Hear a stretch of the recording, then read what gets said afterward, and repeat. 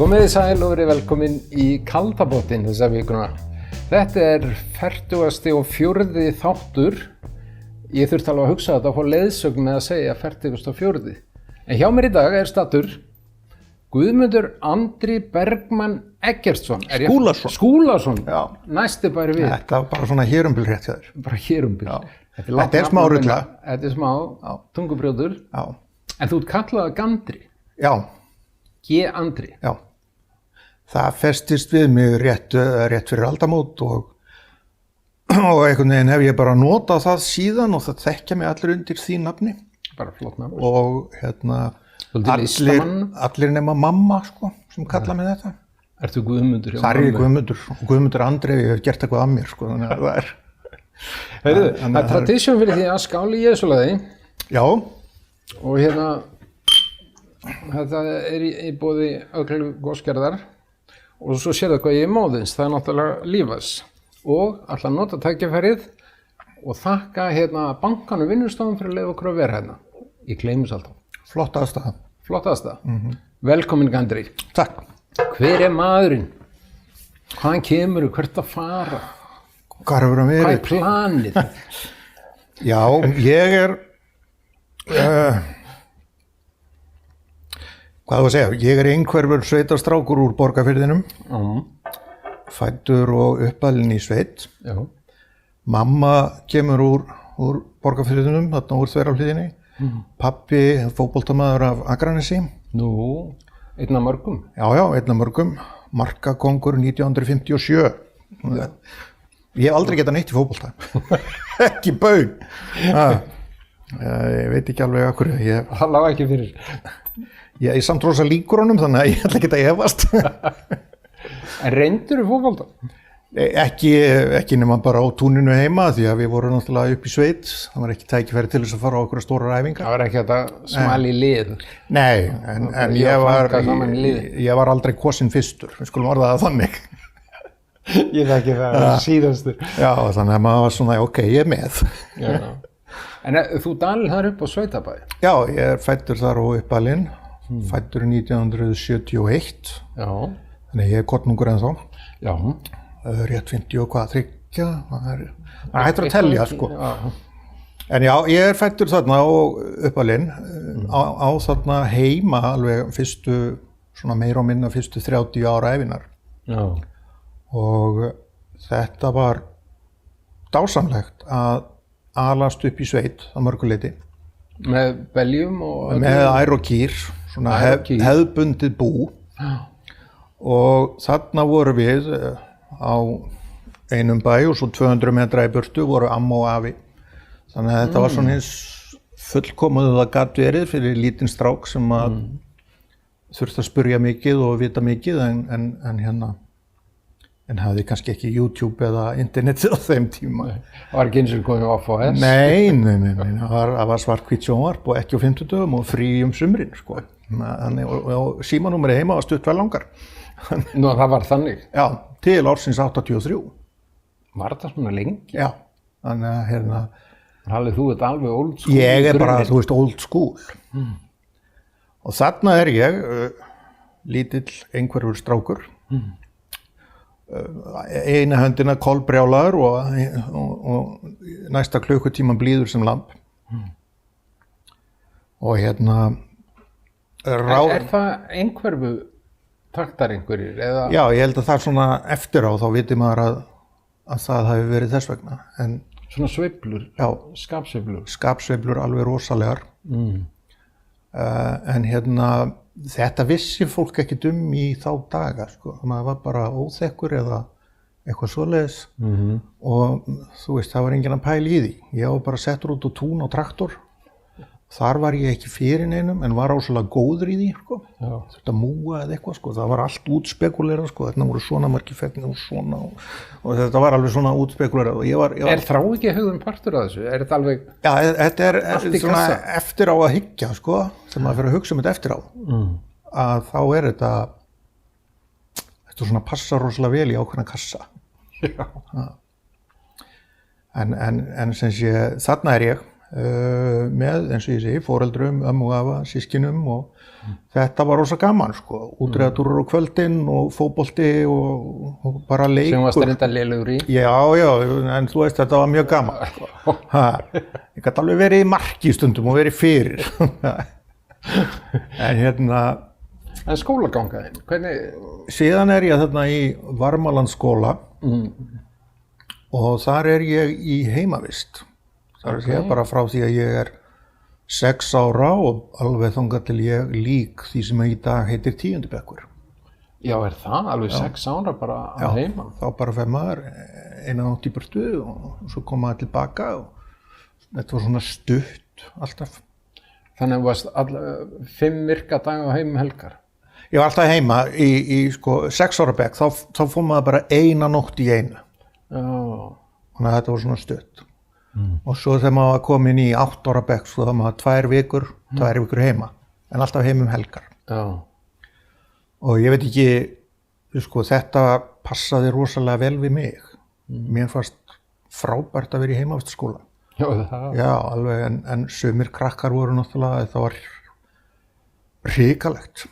Þetta viðkvæmur aldur, 6 ára. Já, ég meina, þú ert með 8-9 ára krakka sem verið að taka í burtu og þetta verið heila viku í skólanum og þú sérði ekki mömmu og pappa og þau voru bara grenjandi og þetta var svona ástand bara. Og svo voru allir hinir krakkarnir að gera grín að þeim og þeir voru lagðir í einelti og þetta var bara... Sem hafði ekki nafn þá? Nei. En þú fórst létt með þetta? Þetta var ekkert að trufla þig? Nei, líklega ekki að því að við vorum sko í mínum bekk vorum við 8 og það voru 5 stelpur og 3 strákar mestan tíman. Það komið þarna 2 strákar í viðbót í einhver smá tíma. Þannig að það var í rauninni ekki, sko við vorum það fá að það var í rauninni ekki hægt að skilja mikið út undan. Nei. Þannig að það þurfti ekki að fara að velja á herbergið eitthvað. Ég meina, þú veist, það eru 3 strákar eru bara í þessu herbergi. Og það átti vel við mig að því að ég félagslega heftur og var alltaf sem barn. Hvernig þá? Ég passi ekki inn í, sko, ég skil ekki þessi venjulegu samtöl sem að fólk á svona á milli atriða. Það sem að kallast í daglegu tali kannski small talk. Já, ok. Og ég bara fatta það ekki. Ekki ennþá? Nei, ekki ennþá. Getur þú tekið dæmi við vorum í small talk áðan þegar vorum... Já, ég svona... Varst þið vandræð með mig? Já, ég að kynnast fólki og koma inn og þá hefur maður ákveðna rullu sem maður veit maður á að segja og ég náttúrulega orðinn ansi sjóaður í þessu. En svona var ég alla ævi og svona var ég sem krakki og ég skildi aldrei af hverju. Ég fattaði ekki af hverju, ég gat ekki tengst öðrum að fyrra bragði. En þú varst hreyfð samt í hópi? Þú varst ekki út á kanti alltaf? Nei, en ég held að það verið út af því að bekkurinn var svona lítill, sko. Og svona velhaldið utan þennan bekk þannig. Skólastjórinn yfir þessum skóla, Víkþór, dásamlegur kall, stjórnaði þessu vel. Þannig að ég held að ég var 1 ár þegar ég var 7 ára. Þá bjuggum við í Reykjavík í 1 metur. Pabbi þurfti að vera á spítala.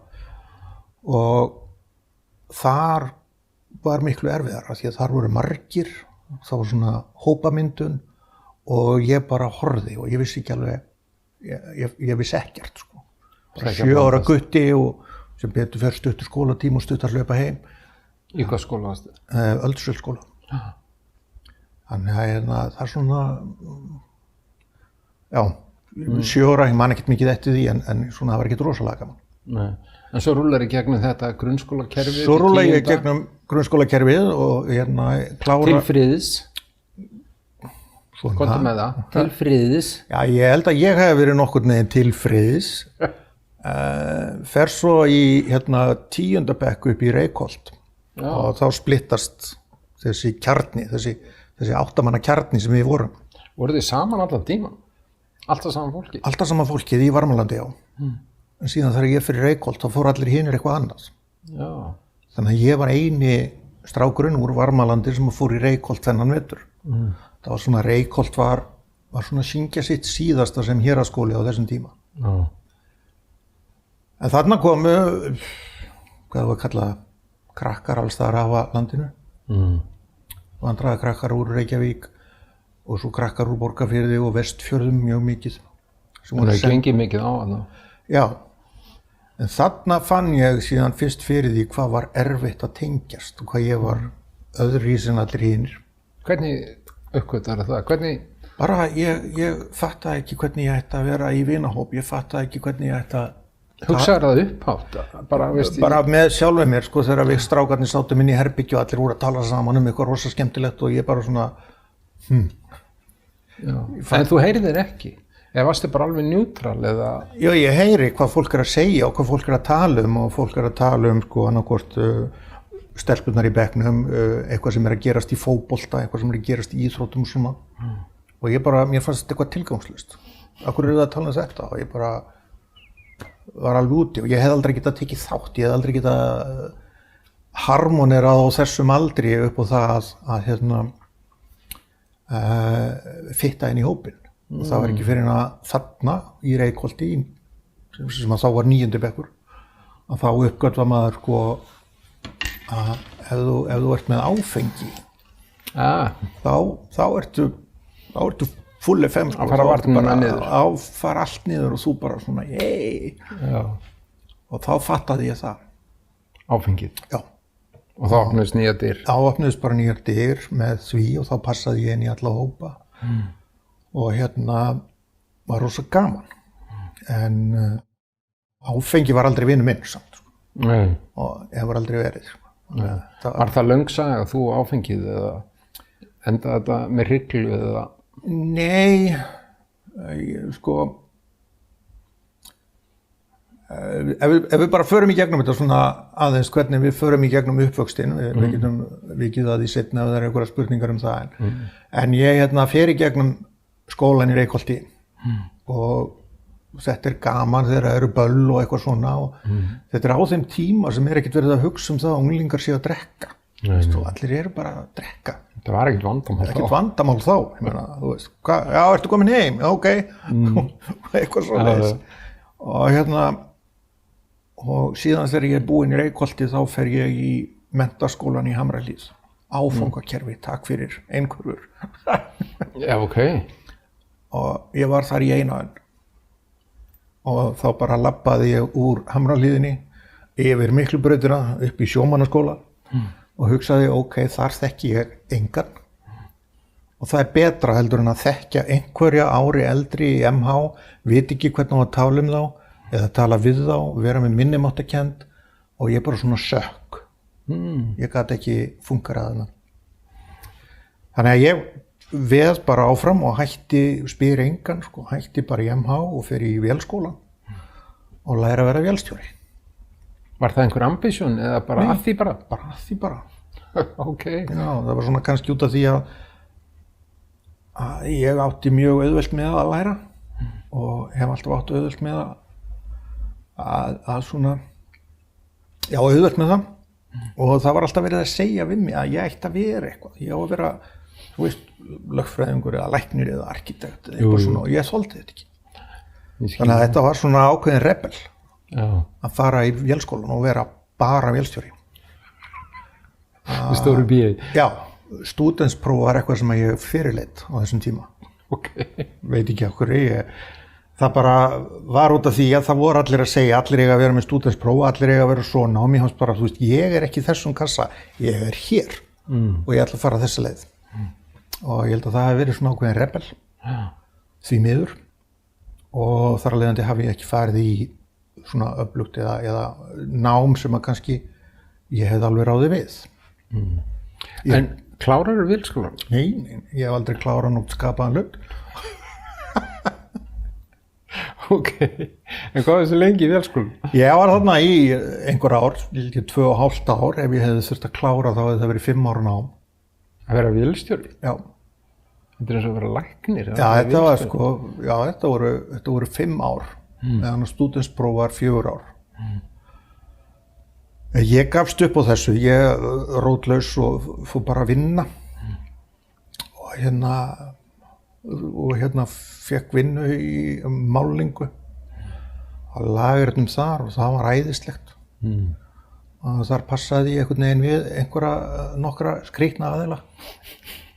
Ertu þá búin að slíta naflastrengin við Borgarfjörðin? Nei, alls Sem ekki. fluttir að heimann væntanlega? Já, ég sko, það voru foreldrar mínir fluttir úr Borgarfjörðinum og bróðir minn býr þó ennþá upp í Norðtungu. Þannig að ég er alltaf þar allar helgar og hérna stundum var ég bara heilu sumrin og annað bara hjá honum og vera að vinna fyrir bróðir minn, sko. Já. Að því að ég svona, naflastrengurinn var þar og ég kann vel við mig í sveit, þú veist, bara á traktornum út á túni, þá er ég bara með mínar hugsanir, enginn að trufla og bara æði. Nice. Og ég öfund oft fólk í þessari stöðu, þú veist, vörubílstjóra eða þú veist, menn sem geta bara kúplað sig svolítið út og hérna verið í sínum hugsunum. Það hljómar pínu ADHD. Já, það er þarna líka, Svona heilkenni í þessu, ég tengi við þetta sem þú segja, sko. Já, það er þarna líka. En sko, öll mín æska og allt þetta er markað af því að ég er, þú veist, ég þarf að fara aðra leiðir. Ég sé hlutina öðrum augum en hinnir, orðað bara þannig. Og það hefur svona sem markað mína atvinnusögu, skólagöngu og annað. Ég náttúrulega þarna í vinnu hér í bænum, bara hinn og þessi störf og festist aðeins í málingu, eins og ég segi. En ákveð árið 1992 að nú er ég komið gott og ég flytt til Danmerkur, til Kaupmannahafnar. Þar bjuggu systir mín ár, þannig að það var svona auðvelt fyrir mig að flytja. Af hverju vildur þú fara? Bara kannski svolítið staðan eins og hún er núna, ég vildi bara svona slíta og byrja upp á nýtt. Ég var komin á ákveðna endastöð og mér fannst ég ekki vera að fara neitt áfram. Mér langaði ekki í skóla, mér langaði ekki að vinna þarna meira, mér langaði að pröfa eitthvað nýtt, að upplifa eitthvað nýtt. Og Kaupmannahöfn var eitthvað sem að, þú veist, mér langaði til þess að upplifa. Kannski fyndið að segja það að þarna er ég eitthvað 21 árs gamall, aldrei nokkuð tíma stigið upp í flugvél eða farið af landinu. Já, Og flytt bara til Kaupmannahafnar til þess að búa þar. Og hérna, það var bæði æðislega skemmtilegur tími og rosalega erfiður. Allavega til að byrja með. Því að, þú veist, vinna þarna, bjór á daginn, bjór á kvöldin, bjór helgar og hérna, það var bara alltaf, þú veist, maður var að reyna að tengjast fólki í gegnum það. Já. Og svona... Þú sem sagt notaðir áfengið út af félagstengsli? Já. Að ná sambandi við Bara fólk? að ná sambandi við fólk. Ok. 2 bjórar og þá var ég honum góður. Ok. En 2 bjórar var aldrei nóg fyrir mig. Þannig að þá bara haldið áfram, sko. Svona eins og með Jesúleiðið.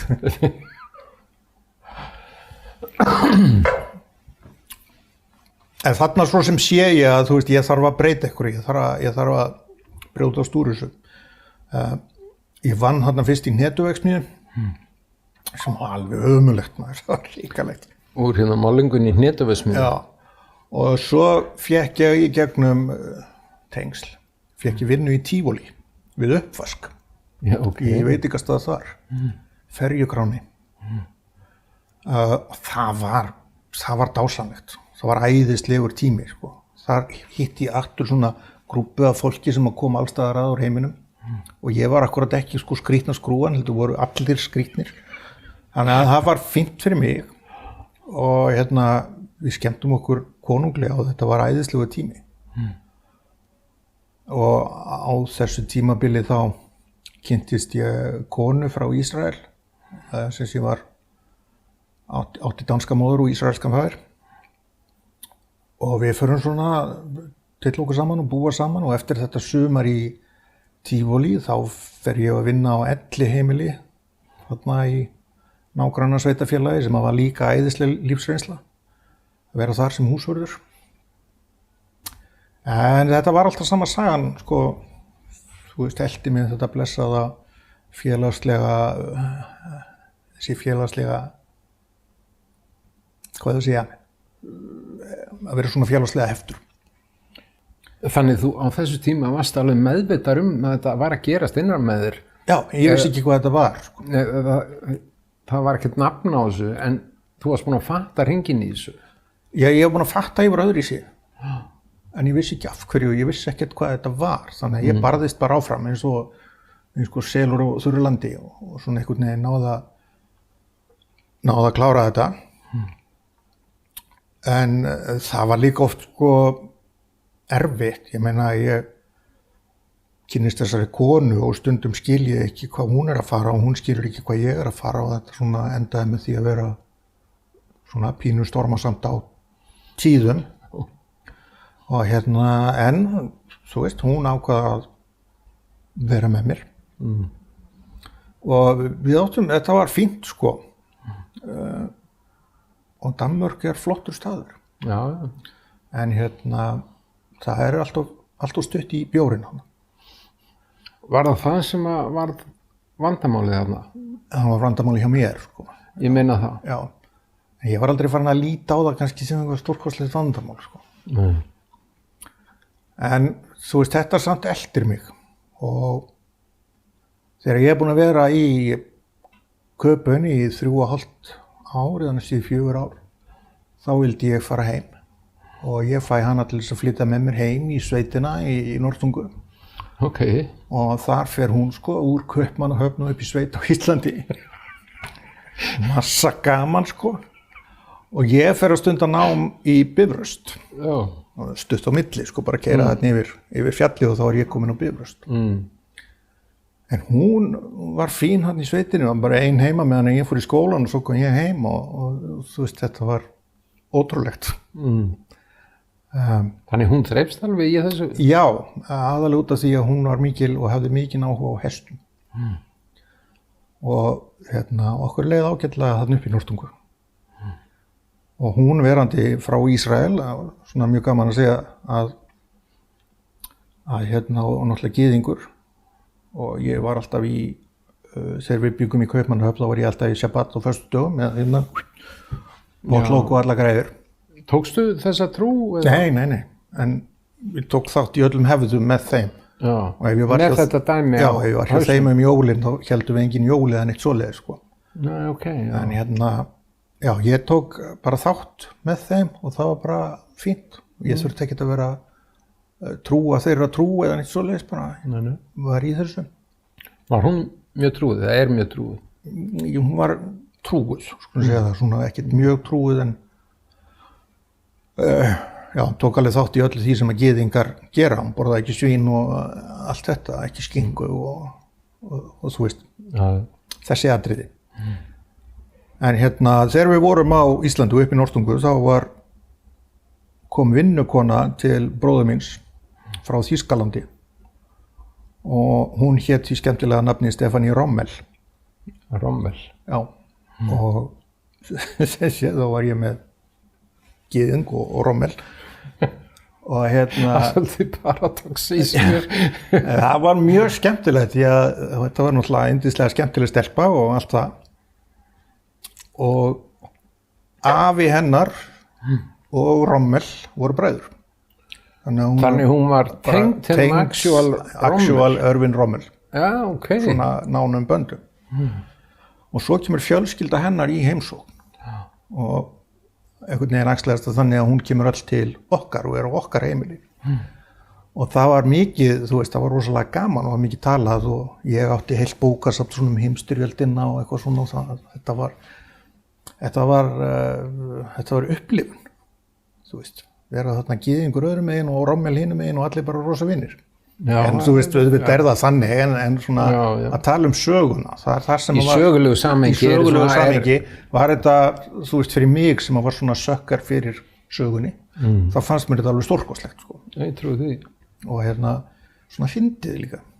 Já, svona satír í þessu. Já, svona satíra, þetta var mjög skemmtilegt, sko. En anyhow, ég held áfram að berjast þarna á Bifröst og gengur vel í náminu og það er akkurat þar sem að ég tek upp nafnið Gandri, það festist við mig þar og ég endist þar í 1-3 ár en tengdist ekki fólki þar frekar en annars staðar nema þegar ég var komin vel í glas. Og þar svona fer ég að átta mig á því að þegar fólk fer að tala sko, að Gandri hafi nú verið svolítið mikið drukkinn hann. Og en ég einhvern veginn réð ekki við það þar frekar en annars staðar og þannig að þetta var svona, þar var þetta pínlítið vandamál. Og það endar þannig að frúin flytur aftur heim til Köpen og ég orðinn eitlaus og liðugur og bifuröst með. Var þetta drykkjan þá eða var Hún þetta bara allavega búið? hafði áhrif sko, ég var að detti í það á 50-kvöldum í skólanum og kom ekki heim og hún ein heima upp í sveit sko, þannig að það Segir var svo sig sem sjálft. ekki gæfulegt Nei. fyrir hana. Nei. Og ég held að það hafi svo sem verið bara eðlilegt að það hafi farið þessa leið. En ég, já, allavega, berst þarna áfram og þá er ég allt í norðin einhleipur með öllum einhleipustelpunum og bifröst, þannig að það er náttúrulega rosa gaman líka, sko. Jú. Og en það var í sjálfu sér ekkert betra, því að, þú veist, ég kunni ekki að fara með, þú veist, sambönd. Nei. Og já, til að gera bara langa sögu stutt á, ekki þvælast of mikið í þessu, að í lokin á mínu ævintýri upp á Bifröst, þá kynnist ég konu. Og við förum að rugla saman reytum. Og það ruglast það mikið saman að þú veist, að mínir persónulegu brestir koma þá mjög mikið í ljós. Það er að segja þá einhvern veginn fer ég að springa út. Og ég hætti að þola gagnrýni á mig, tek það allt sem persónulegri bara árás og ég skildi ekki sko hvað hún var að gagnrýna mig og þú veist hún skildi ekki að ég yrði svona reiður yfir því. Og þarna sá ég sko að það var eitthvað, þú veist, það var eitthvað meira að heldur en bara að ég get ekki tengst fólki á einhvern skrítin hátt, sko. En við vorum saman í nokkur ár, on og off. Og þetta var á tímabili bara, já, þetta var tilfinningaþrungið og svona mjög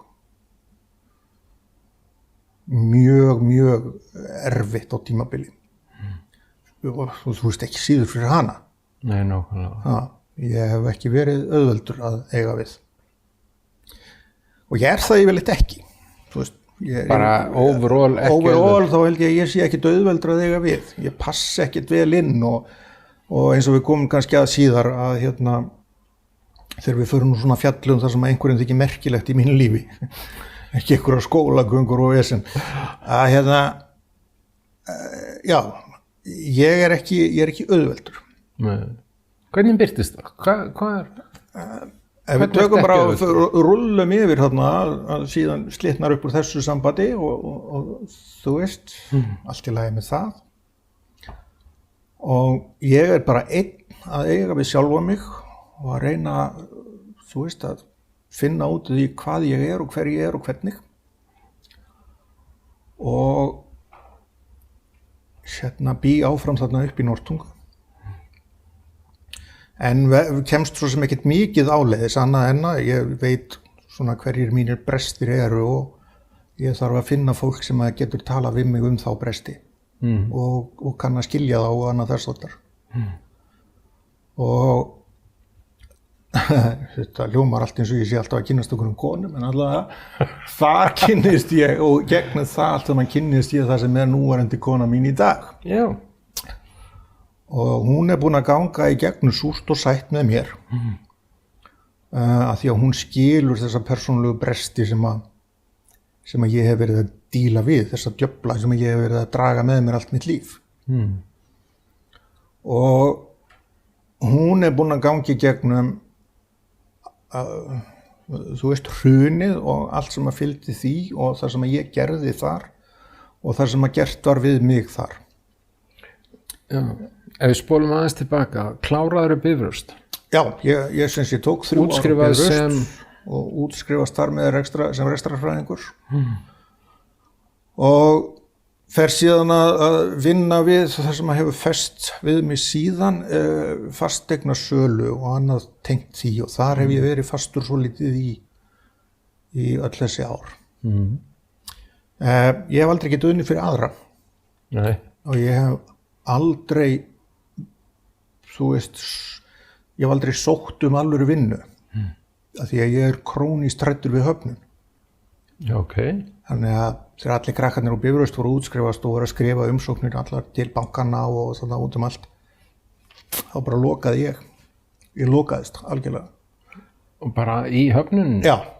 Og það var svona í gegnum verkefni sem að við unnum, þá var mér boðin vinna á hundleiðilegum stað og ég bara, já, ok, fínt. Þannig þú lést bara til leiðast? Ég til leiðast, sko. Bara af því bara? Já, en það var náttúrulega ömuleg vinna og þú veist, endaði með ósköpum. En ég hef aldrei sótt vinnu hjá öðrum, basically. Ég svona, getum orðað það. Út af þessu atriði, að þú fái nei við umsókn? Já. Þess vegna reyndi ég aldrei við konur fyrir ég var orðinn fullur, sko. Nei, ok. Höfnun? Bara höfnun. En hvaðan kemur? Er þetta partur af einhvernum? Já, ég held það. Hvaðan kemur þetta? Við höldum það, að þetta komið þaðan. Og við höfum ekki náð að laga það almennilega. Þannig að ég hef aldrei getað, eins og ég segi, unnið fyrir aðra. Þannig að ég datt í þessa fasteignasölu þar sem ég gat svona verið að sulla sjálfur og þú veist, náð endum saman þar og svo með því að reyna að finna upp eitthvað annað. Þannig að þetta er svona, já, ég hef þá vaðið oft frekar áfram og það hefur þá verið svona slembilukka ef að ég hef vaðið áfram í einhverju sem aðrir fíla. Frekar en hitt. Hvatvísi, er það eitthvað partur af þessu? Já, algjör. Og ég hef stundum farið offari án þess að hugsa algjörlega dæmi til enda. Sem að er, já, það er erfitt. Já, það er fokk erfitt, sko. Já. Sko, ég klára Bifröst, fæ þessa vinnu og er í henni í einhvern tíma og svo fer ég í þessa fasteignasölu. Sem þú stofnar sjálfur? Nei, ég er að vinna fyrir, sem sé, undir annara merkjum. Ég byrjaði í þessu, hringdi í Gísla Gíslason, lögmann, og hann var að stofna Remax á þessum árum og já, blessaði, gott bara. Já. Og ég fór að fikta í þessu þá var maður sjálfstætt starfandi en samt undir öðrum merkjum og þannig svona þróast ég aðeins áfram. Fer síðan aðeins að braska sjálfur. Hvernig braska? Kaupa fasteignir og selja og kaupa með öðrum og reyna að selja. Og síðan kemur árið 2008. Jesús minn. Nú þurfum við að gera stulli og anda aðeins. Já, taka djúpt andan. Bæði ég og þjóðin er ekki búin að vinna úr trámanni þessu anskotast 2008 dæmi. Ég held að það sé nú svona ákveðin partur af þjóðinni sem að vill ekki vinna úr trámanu. Þið er alveg samanlegaður. Vill halda í þetta og við sjáum það bara í nýjustu færslum boðun og mótmæli núna í dag eða hvenær sem það á að vera. Já. Þingið sett í dag og það er mótmæli núna í gangi. Það sem að ákveðin hópur er bara fastur í þessu. Ég held að það sé það eina sem við höfum eftir að díla við með þetta hruna, að losna við hennan hóp. Sorry to say. Þú situr inn á þingi? Ekki alla. Eða erum við að tala ég er að tala kannski alveg meira þá sem eru fyrir utan þingi núna mótmæla og halda skiltánum. Já. Ok, útskýra. Árið 2008 þá nægi ég nú einhvern veginn að selja þarna eign sem að við áttum bara kom út svona eiginlega á sléttu í maí áður en allt fer til andskotans. Já. Og ég sé að hlutirnir að fara til andskotans og byrja að blogga og mokka blogginu. Jú. Það var eina sem maður komst inn á þá og náði einhvern veginn þeim árangri að vera oft meðal þeirra mest lesnu og komast þarna á okkur banner. Þannig að það var töluvert lesið það sem ég skrifaði á þeim tíma. Áhrifavaldur síns tíma. Já, ég held það, sveimir þá sko. Já. Og ég er pínu, ég er nú svo sem búin að loka þessu núna, en á þetta til og ég er pínu stoltur af mörgu sem ég skrifaði þar og svona bendi á hvert við erum að fara og af hverju og hvað bankarnir er að gera. Og síðan náttúrulega endar þetta allt saman með ósköpum eins og við munum. Hver bankinn á fætur öðrum tekin yfir og allt fer til fjandans. Þetta svarti október eða ekki? Jú. En varst að vara við þessu í blogginu? Já. En fólk tók því nú eftir ekki vel? Það var allir í partí? Já, það var allir í partí og ég man að ég fekk athugasemdir það hvað ég væri að tala þetta niður og meðvirknin var svo rosaleg. Það þorði enginn og vildi enginn viðurkenna að þetta gæti hrunið og bólan gæti sprungið af því að fólk átti bara svo mikið undir. Og ég man að ég var að díla við pappa minn sem að, þú veist, þegar þau fluttu þarna sveitin á sínum tíma þá keyptuðu pulsuvagnin í Laugardal og efnuðust bara mjög vel þar. Áttu þarna slatta af bréfum og dóti og þetta hvarf mikið til sko, þarna í hruninu og mér sárnaði það nú alltaf að foreldrarnir ekki hlusta á strákinn skrýtna og selt draslið þegar það var tækifæri til svo það hefði verið með Þú sást hvert stendir? Já, ég meina, þú veist, þetta gat bara stemt í eina átt.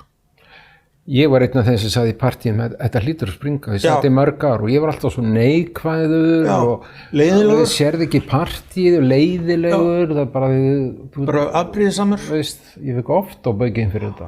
Ég vænti þess að þú líka fengi oft á baukinn. Já, og mjög oft. Og en þetta gat ekkert endað öðruvísi þegar maður fór að hugsa út í sko, það þarna sko velta og verðbréfamarkaði upp á 10 milljarða. En það er alltaf sömu bréfin að skipta hendur á milli sömu aðilana. Þetta er ekki raunverulegt virði sem er að eiga sér stað þannig að raunveruleg velta.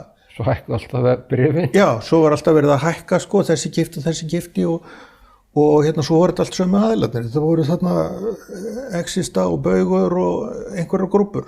Sparisjóðagrúpurnar þarna sem að... Já. Og svo þegar var verið að taka við Sparisjóð Reykjavíkur og svona þetta var hlægilegt. Bara basically hlægilegt. En þarna eftir hrunið þá sat maður náttúrulega nýbúin að kaupa og við vorum þarna flutt til Reykjavíkur, til Kópavogs vorum nýbúin að kaupa þar íbúð á 32 milljónir með erlendu láni, takk fyrir upp og sí úr frjálsa. Já, þeir sem er lengra komin við hvernig þessi saga endar. Þannig að í október 2008 þá sat maður bara svona hálf í móðusýkiskasti sko, yfir því að sjá sko, að gengið bara fór til fjandans og allt í einu var 20 milljón krónar lánið orðið sko 40 og eitthvað og íbúðin ennþá bara 30 og maður bara svona hvernig á ég að gera þetta? Og við vissum ekki hvernig við ættum að gera þetta. Og í staðinn fyrir að svona brotna alveg þá fór ég að lesa skuldabréfið, hvernig þetta hljómaði nú allt saman og hvað ég var að skrifa undir. Smáletrið? Allt smáletrið, alveg út í gegn og þá komst ég að því að þetta var basically eins og ég túlkaði það lán í erlendri mynt en bundið við íslensku krónuna. Þannig að þetta átti alltaf að vera jafnvirði 20 milljóna og ég átti alltaf að borga bankanum tilbaka jafnvirði 20 milljóna með erlendri mynt. Hvernig er þetta hægt í raunveruleikanum? Það er bara hvernig menn orða hlutina í smáaletrinu og ef menn alltaf vera flinkir og orða hlutina örlítið vitlaust, þá sér maður þessa veilu. Og út af þessu þá ákvað ég bara nú skrifa ég blogg og senda út og ég óskaði bara eftir því að fá samband við alla sem áttu lán í frjálsa fjárfestingabankanum. Að því ég vildi basically túlka lánin svona að þetta væri bara nafnvirði bréfana sem að við ættum að borga tilbaka með erlendri mynt. Þannig að erlend mynt verðið á henni að þið farið upp úr öllu valdi, þannig að ég þurfti bara færri franka og færri jen til þess að borga þessar 20 milljónir. Já. Og þetta vakti rosa athygli og allt í einu var ég komið með nokkur þúsund aðila í grúppu sem að vildi gera eitthvað í þessu og allt í einu var maður komin á mokkablokkinu og í Kastljós og ég svona, þetta rosa gaman, ég að gera hérna eitthvað rétt og ég að gera hérna eitthvað fyrir fólkið og ég að gera eitthvað skemmtilegt og ég fylltist alveg baráttu anda og barðist eins og ljón fyrir því að við fengjum þarna eitthvað réttlæti og fór á þingfundi og talaði við þingmenn og ráðherra og reyndi samt allan tíman eins og ég gat að vera málefnalegur og ég held að mér hafi tekist það því að Það var svolítið loðið, held mér að tekist það Já. og reyndi að Já, ég meina, ég get ekki sagt, sko, verandi sá sem ég að ég hafi alltaf verið málefnalegur og mér tókst það. Af því að það ekkit öllum sem að finnst það. Nei. Svo það afstækt maður. En allavega fékk ég það í komment frá viðkomandi aðilum, bæði bankastjórum og svo þingmönnum að það væri gaman að funda með aðilum sem að væru svona málefnalegir í því sem þeir hefðu fram að færa. Þó við værum á andstæðum pólum. Og þá komum við að því sem að kannski hvað fólki finnst, hvað orðið sem ég að leitað, kannski hvað fólki finnst, af hverju ég svona umdeildur. Má orða það þannig. Varstu orðin umdeildur þarna strax í þessari baráttu? Nei, það kemur sko leið og ég svona farin að ná einhverjum árangur og einhverju svona fólk farið og það farið að leita til mín meira en einhverja annara hópa. En þú varst bara einstaklingur? Ég var bara einstaklingur, nei, en ég var að tala fyrir hópi aðila og ég hélt fullt að fundum með þessu fólki sem að fyllti, þú veist, við héldum einu svona fund á Grand Hotel og við þurftum að fara á einum sal og færa allt fólkið yfir í stæðsta salina því að það bara tróðfylltist allt. Eitthvað það fram að fara? Já, og ég fekk þar með mér ráðherra og lögmenn til þess að ræða málin, hvor skoðunin, hvað hefur fólk fram að færa og hvaða lausnir ætlum við að finna við þessu vandamáli. Því að það var enginn að fara að borga 40 milljón krónur lán þegar það tók 20 milljónir og íbúðum var 30 milljón krónur virði. Þú veist, það segir sig sjálft. Það bara hefðu allir farið úr hausinn og bankarnir líka. Og fasteignaverð bara niður úr öllu valdi ef ekki hefur fundið lausn. En var þá komin í ríkisstjórn? Var þá Jóhanna Steingríms ríkisstjórnin komin? Jú, hún var komin. Hinn fór náttúrulega svo fljótt. Já, hún röklaðist út. Já. Þannig að Jóhannustjórnin var komin og það var ljóta hafaríð maður í endalókin.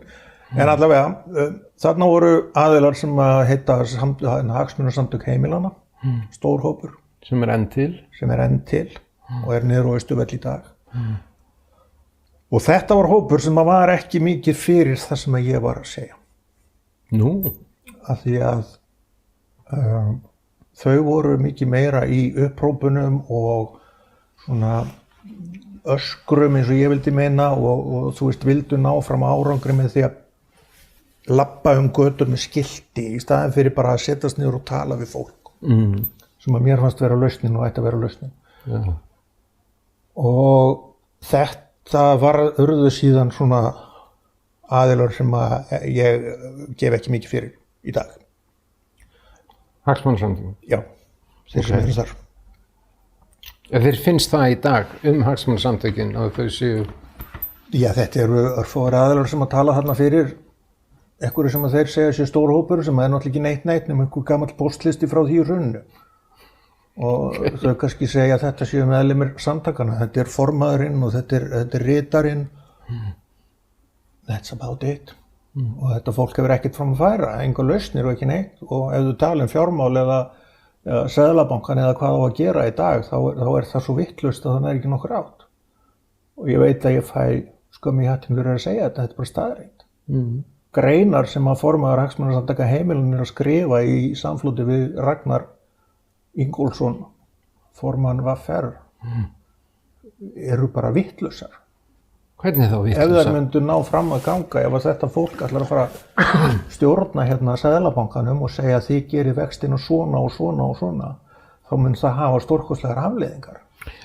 Það er þannig. Já, það er bara þannig og við vitum það að markaðurinn, ef maður talar um þetta hugtak markaðurinn, það er ekki bara einhver einn ljótur kall sem stjórnar. Nei. Það eru við öll og hegðun okkar allra og við munum bregðast við með ákveðinni hegðun og hópurinn mun bregðast við með ákveðinni hegðun sem að verður til þess að eitthvað gerist.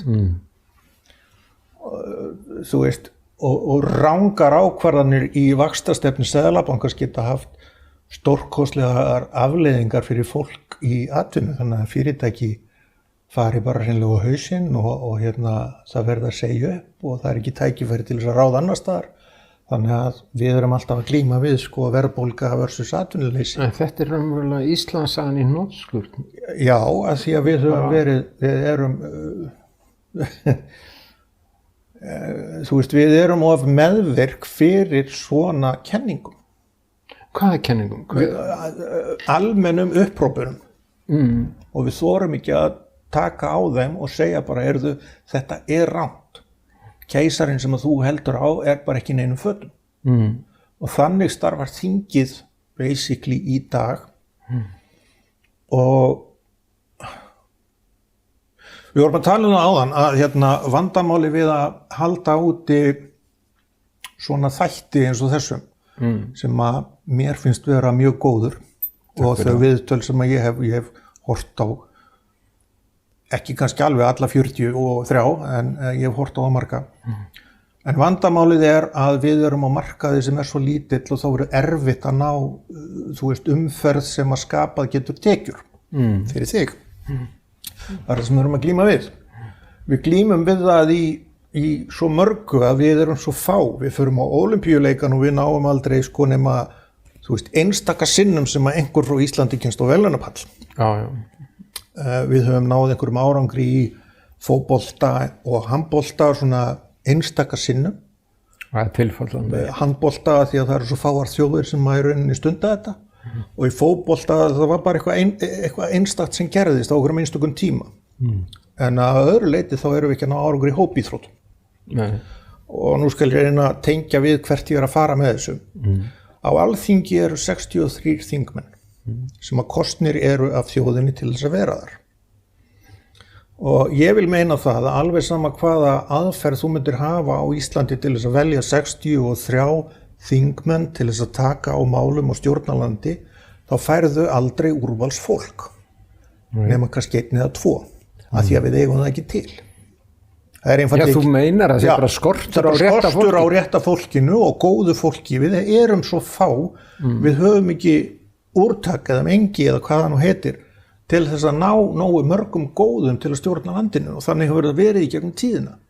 Og þess vegna hafa myndast litlar grúppur og sumar hverjar sem hafa náð stórkostlegum árangri í að stjórna fyrir sjálfa sig og náð, þú veist, allar ákvarðanir sem teknar eru af þeirra fólki eru með hag grúppunar í huga en ekki heildarinnar.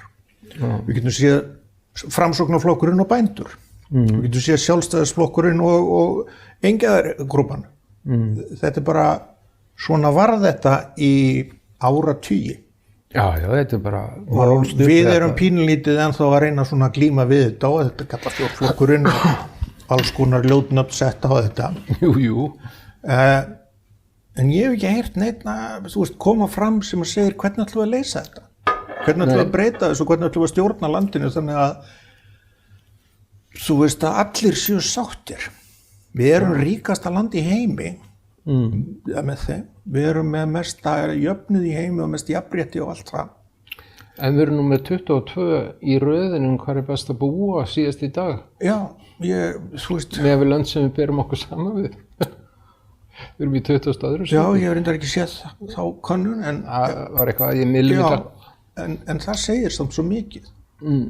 En má ég spyrja það bara beint út, svona, ég er alveg svarinn, sko, ég er fylgjandi því að við förum í þjóðaratkvæði með Evrópusambandi. Já. fyrir mér birtist þetta svolítið eins og þú ert að lýsa. Fákeppni, frændhygli, við erum allt of fá. Já. En á sama tíma erum við með fljótandi gjaldmiðl á heimsvísu sem er svo korktapp út á sjó. Já. Skilju, þannig, og ég trúi því að þessi vitleysa hætti bara ekkert fyrir við tökum upp annan gjaldmiðl. Ég held að yfirbyggingin í Alþingishúsinu breytist ekkert á næstu áratugum, þetta verður svona allt svipað eitthvað af. Ég er algjörlega sammála þér og hef orðið fyrir gríðarlegum vonbrigðum undanfarið með það að það hrynur fylgið Sjálfstæðisflokknum. Ég er svo sem ekkert hnukkin yfir því. En flokkur er svo Viðreisn, bara stendur í stað og gerir ekki neitt. Þú veist, þeir reyni ekki einu svona að sækja út á markaðinn, sækja á miðin og þú veist, hvert erum við að fara? Við erum að horfa á fólk eins og Kristrúnu í Samfylkingunni. Hún hefur ein og sér orðið til þess að Samfylkingin fór í 25-30% fylgi. Já. Ekkert annað. Bara hún og það að hún setur fram einhverja einfalda stefnu sem að allir skilja og væri einfalt svona að koma allavega af stað á 4 árum. Og það bara, já, ok, ég kaupi þetta. Og hún er óbúslega klár og hún er óbúslega þú veist, kemur vel fram og fólk bara fílar hana. Ég held að hún sé ástæðan fyrir því að þau eru 25-30. En Viðreisn einhvern veginn bara 10. Punktur. Og eini flokkurinn sem flaggar Evrópufánunum því miður. Já, að því að ég vil sjá í næstu ríkisstjórn sterka Viðreisn, Samfylkinguna og það þarf einhvern einn í viðbót væntanlega til þess að ná meiri hluta. Píratar, þeir hafa aldrei verið í stjórn. Er ekki kominn tími til að þið fá að reyna sig? Segðu það, Gandri. Eða ekki. En, talandi þetta. Já, ég held að ég súlaði. Framsókn tók stórsigur síðustu kosningar, hoppaði upp í 17% á 10 setningum. Já, er ekki bara... Er það ekki kannski við að Íslandi stútfullt af lélegum kjósendum í staðan fyrir þingmann? Nei, þú getur ekki sagt það, sko. Að þú ert með, hvað ætlum við séum orðin, 200 og eitthvað þúsund á kjörskrá. Já, ég held að 260.000 eitthvað. Og við getum ekki sagt að 260.000 mann séu allt saman skrýtna fólkið eins og, þú veist, við erum alltaf að kjósa yfir okkur þetta sama aftur og aftur. Við höfum bara það sama aftur og aftur í framboði. Já. Og hverju gefa kost á sér í framboð? Hvaða týpur eru það? Já, og síðan, þú veist, við erum komið svo langt út fyrir efnið. En er það skemmtilegt efni? Höldu þræði. Þú klippir þetta til og við skulum hérna fara rólega yfir þetta. En sko, síðan kemur að því að fólk samsvara sig einhverjum flokki í upphafi, í æsku og heldur með þeim flokki eins og íþróttaliði í gegnum súrt og sætt. Alveg sama hvað gerist. Engin málefni, skilur ekki neitt, þú veist ekkert hvað verið að fjalla, bara kýst þennan flokk. Og þetta eru 30-40% af þessum 200 og eitthvað þúsund manns sem er 50.000 held ég kjörskrá. Þess vegna er svo skrítið að sjá hvað Sjálfstæðisflokkurinn hefur sko hrunið. En er þetta ekki að brotna upp? Mér finnst Sjálfstæðisflokkurinn einmitt sýna það að þessi trúarbragðakenningar eru svolítið að brotna upp. Við erum náttúrulega að fá svo mikið af ungu fólki hérna inn á þetta og okkur er að fjölga. Þannig að jú, þetta er greinilega að brotna upp. Og flokknum því. En samt sem áður þá finnst mér fólk halda í ákveðin gildi allt og mikið eins og íþróttalið frekar en að berjast fyrir því sem að ríkið á að vera. Ég er alveg hjartanlega sammálaður. En spólum aðeins tilbaka. Eftir hrun. Þú fórst í einhver dómsmál, leiddir einhver dómsmál. Já, í þessum samtökum lánþega þá erum við að berjast fyrir þessum lánum og höldum fundi og erum að funda líka með hagsmunasamtökum heimilana og þar er kona spænsk kona sem íslenskur lögmaður og gift íslensku manni, hún heitir Elvíra og hún var búin að kom fram með þær hugmyndir að þetta ætti erindi við eftirlitsstofnun EES, eftirlitsstofnun með Evrópska efnahagssvæðinu, þeirri deild ef ég man rétt. Og við setjum allt á fullt, fáum fleiri lögmenn að borðinu og söfnum peningum til þess að fjármagna ferð til Brussel til þess að afhenda Evrópusambandinu þessar möppur.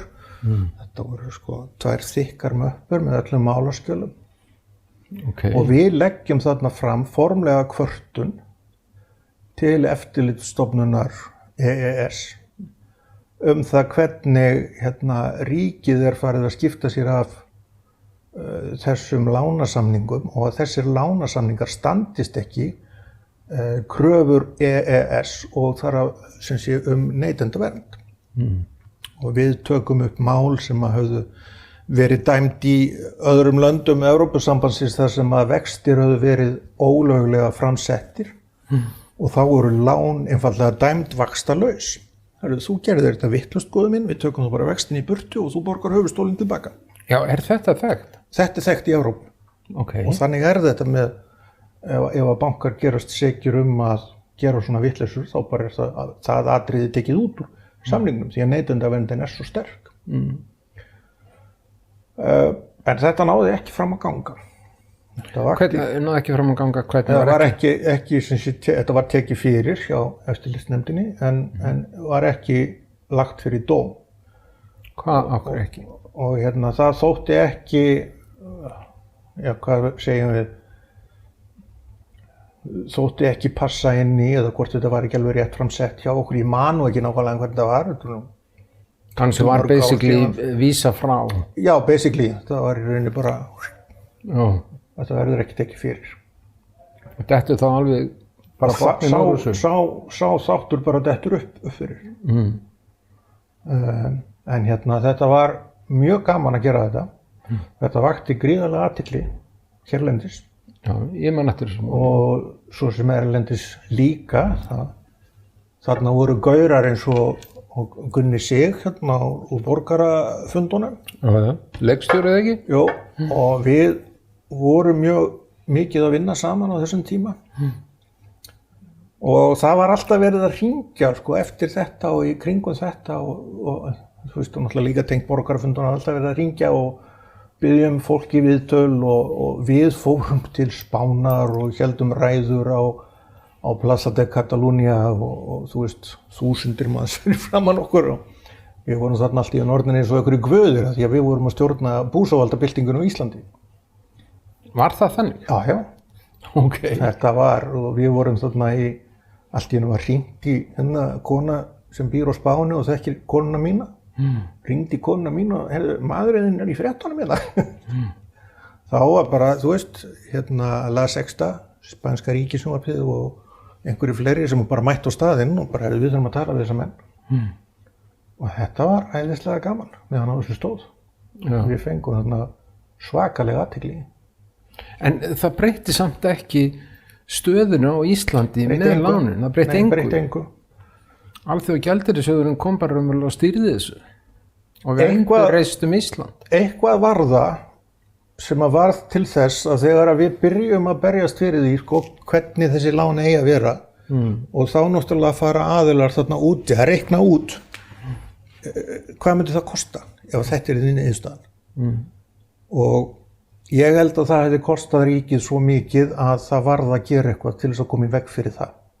Okay. Og ég held að það hafi verið út af mistökum sem að Jóhanna og Steingrímur gera í upphafi þegar verið að ganga frá kaupum á einhverjum lánasöfnum og ríkið að ganga inn í einhverja samninga og taka til sín einhver lánasöfn á einhverjum ákveðnum fjárhæðum. Og ég held að þarna hafi bara menn verið algjörlega komnir upp fyrir haus í því sem að þeir vissu og ekki fengið réttar leiðbeiningar og þarna hafi orðið stórkostlegt tjón hjá Íslenska ríkinu. Ég tek undir hvert orð sem þú segir þarna. Skjaldborgin varð ekki að neinu, Gamla Ísland var endurreist í sömu mynd og það var og Já, sko, í dag er verið að mótmæla út á sömu málum og var fyrir hrun. Skjaldborgin var reist gamla kerfið. Já, ég meina það. Já, hún var ekki reist heimilin. Nei. Og þegar ég bara gekk á Árna Pál og spurði af hverju eru þið að setja fram þessar leiðbeiningar þegar þið vitið það að við erum með mál í gangi sem að gætu haft fordæmi hvernig þetta yrði. Og þegar bara við teljum að þetta eigi að vera svona. Já. Ég sagði þá ert að ganga á rétt okkar. Þú ert sem ríkisvald að segja að þetta eigi að vera svona, þá er þetta allt reiknað svona og þá þarf hver og einn allt í hann að fara í mál til þess að breyta sínu láni. Í staðinn fyrir Var það niðurstaðan að hver og einn þarf að fara að ná sér lög? Erum við í synki? Já. Fáum okkur Jesúlaði. Jesúlaði. Þú varst að segja Það ljómandi gott. Þetta er geggjað. Þetta er líka andanskipt. Árni Páll hlustaði ekki. Þegar þú ert að ræða Ég við veit ekki hver tók ákvarðanir þarna á bakvið tjöldin. En allt í einu voru við búin að fá dóma. Snúum við.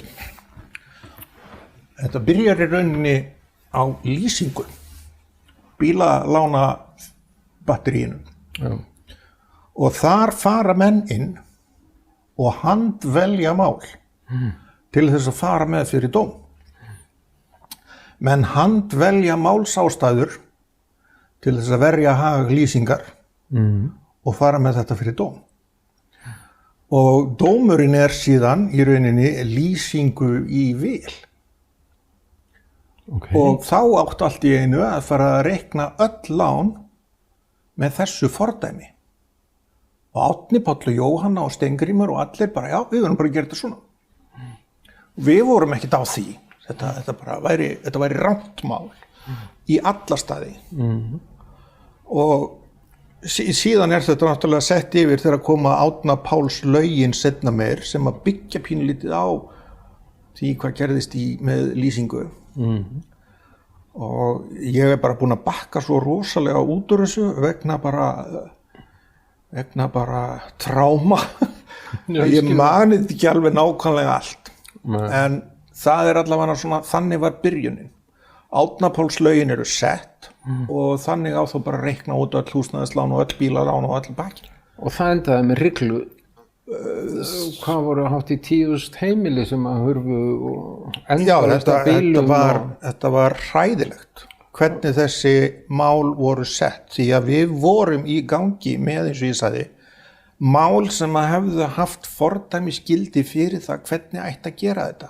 En það var ekki gert. Ef við hefðum fengið að fara með þau mál alla leið. En af hverju fór það ekki alla leið? Sko það voru mál sem voru tekin alla leið. Upp í þá Hæstarétt eða út fyrir landstina? Nei, bara upp í Hæstarétt. Já. Og það var búið að setja ákveðna línu í Hæstarétti sem að enginn skildi. Sem að snerist ég man nú ekki nákvæmlega hvað, en allavega var það dæmt bönkum töluvert í hag. Hvernig sú túlkun var framkvæmd. En breytti því ekki, þú sast upp með skuldina? Þú sast upp með fullt af skuldum, en þetta lagaðist aðeins. Síðan voru það öll þessi bílalán sem voru að gera allt vitlaust. Þeir töldu sig ekki bundna af því fordæmi sem að sett var. Þeir töldu sig ekki bundna af Árna Páls lögum og tímabili. Svo við aðeins drögum fram Árna Páls lögin, það var 110% leiðin ekki rétt? Jú. Og skilallum gjaldiri, þú kemur frá Spáni? Nema að þú áttir fullt af gjaldiri þá gastu komið hingað með hann og fengið íslensku krónuna á bullandi afslætti. Já, sko ránið, við vorum rændum sko bara í döðlur, peningarnir fóru á landi og koma svo tilbaka á þreföldu gengi í gegnum Seðlabankann. Þetta er crazy, Gandri. Já, ég meina, það er sama fólkið og setti allt á hausinn, fór síðan út með þú veist, gjaldirinn, af því að þau vissu 5. október hvað væri að fara að gerast. Og bara, ok, ég ætla að fá evrur hérna fyrir mörg 100 milljónir og það bara það var komið út. Já. Og svo þegar allt var komið til helvítis, þá gastu komið tilbaka með þessar evrur, keypt hérna fasteignir eða einhverjar aðrar eignir og fengið afslátt af genginu, þannig að þú keyptir íslenska krónuna sko á undirverði. Þetta er svo mikil skandal, þetta er svo mikil fráleitt. fuck you við þjóðina, þeir eru alltaf pirraðir í hugsa þetta. En yfir í annað, áður við verðum brjálaður og fyrir að slást eða eitthvað geggjað. Já.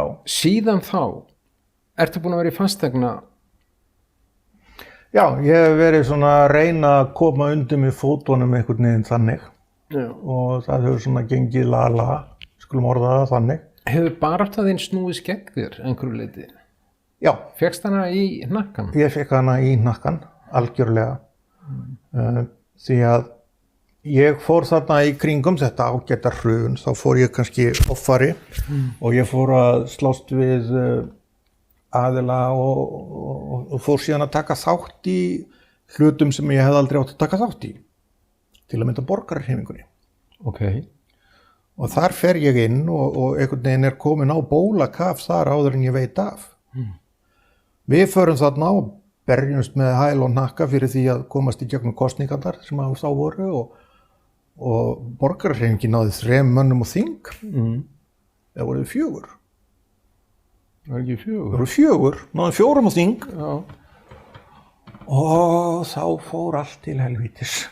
Hvernig þá? Hvað gerðist? Ja, það bara sprakk á milli sem sé grasrótarinnar sem var borgarhreyfingin og svo þingmannina. Já, mennar.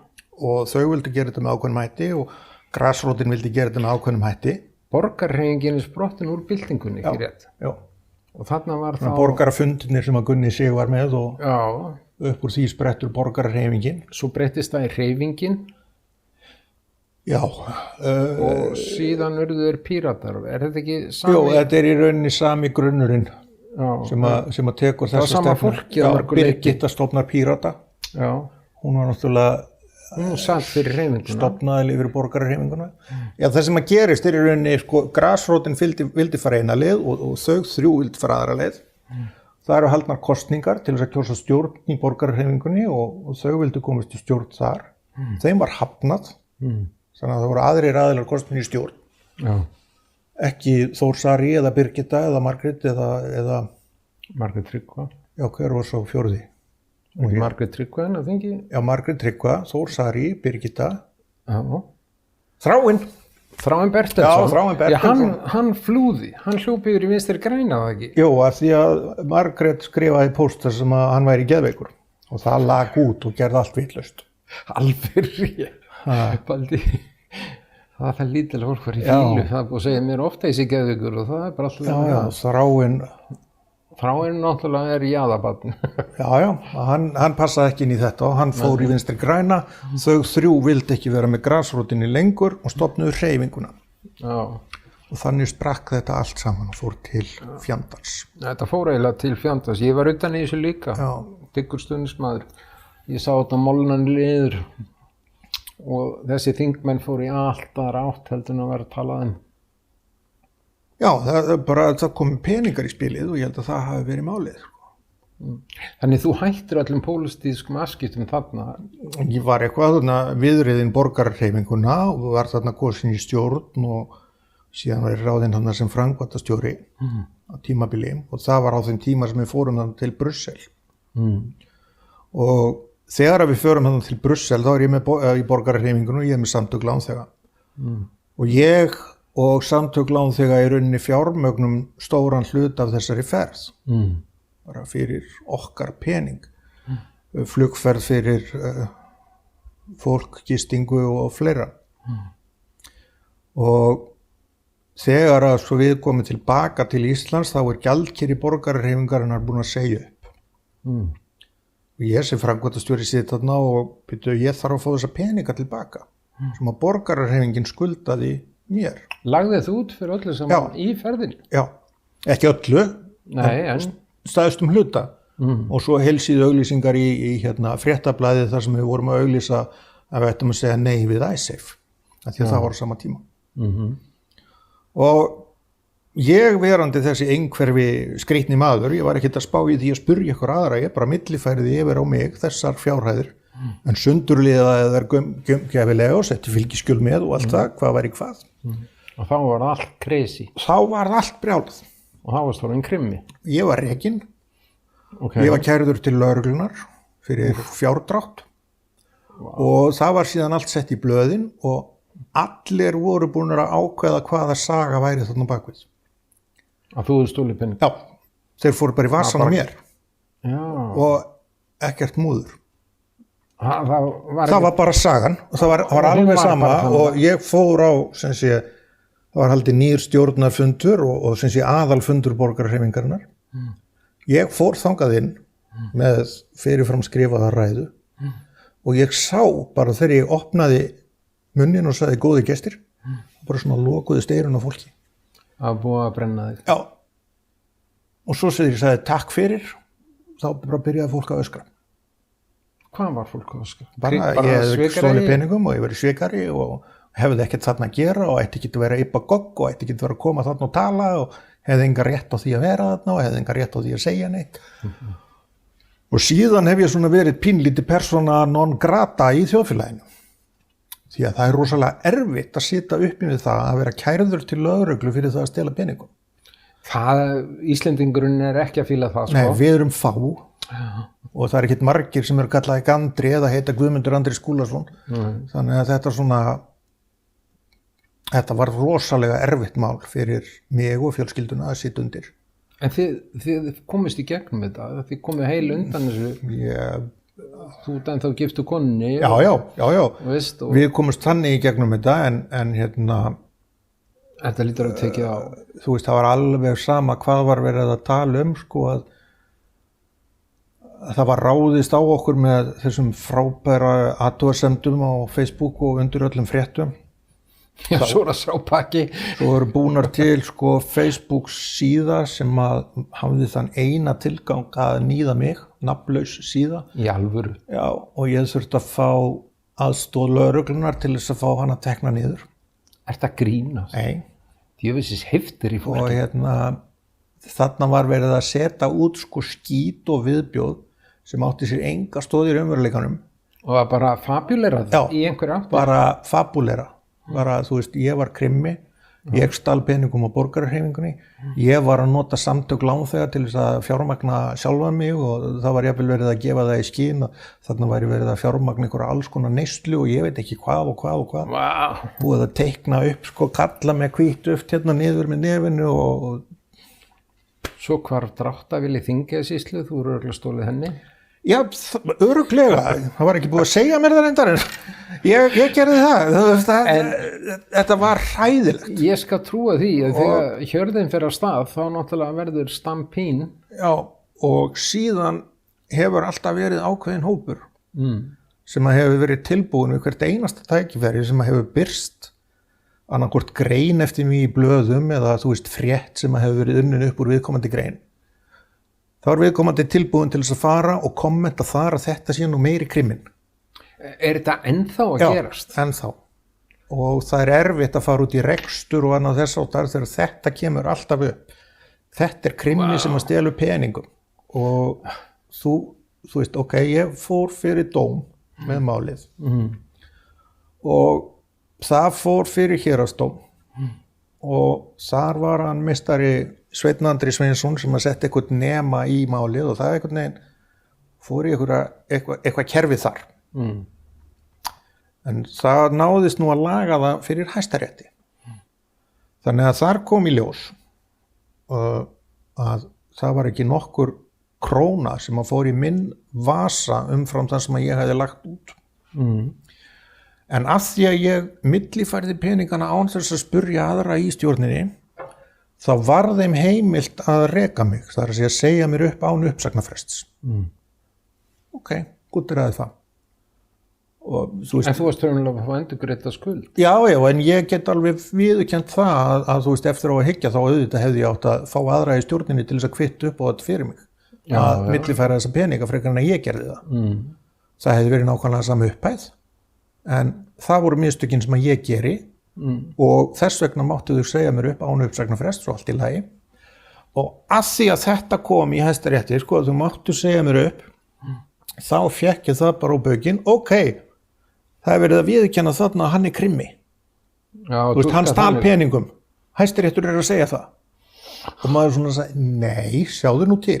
Jú, víst. Þú veist, og maður bara svona... Frændi minn segir það. Já, maður bara brotnar niður og þú getur ekkert gert. Nei, það, þú veist... Þú getur ekki, ef þú ætlar að fara að rökræða við... Fólk sem er reitt. Já, þá dregur það þig niður í drulluna, Já. þar sem að þau kunna öll brauðin Já. og þú ert ekki á heimavelli. Og þú getur ekki unnið.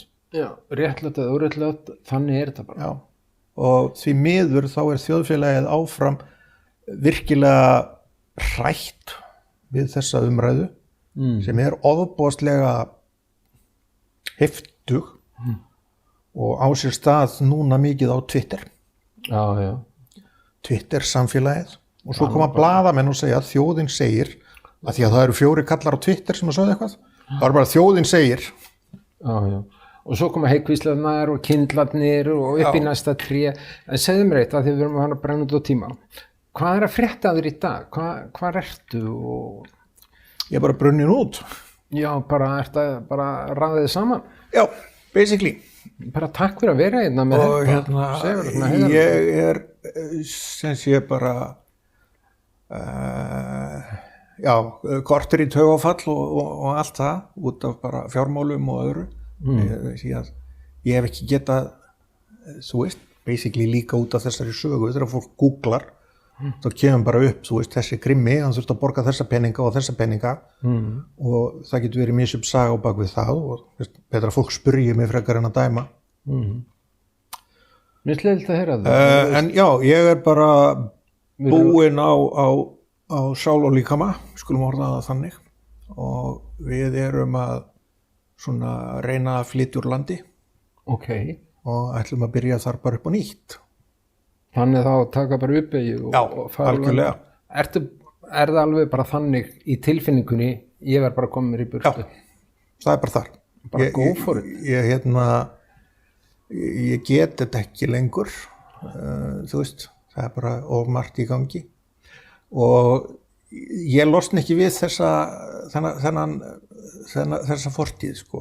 Og þetta er ástæðan fyrir því að ég, sko, sé að það er verið að nýta þessa aðila sem eru hvað reiðastir eftir þetta hrun sem við vorum að tala sem að ennþá hafa ekkert að gera annað en að bera heikvíslar og skildi.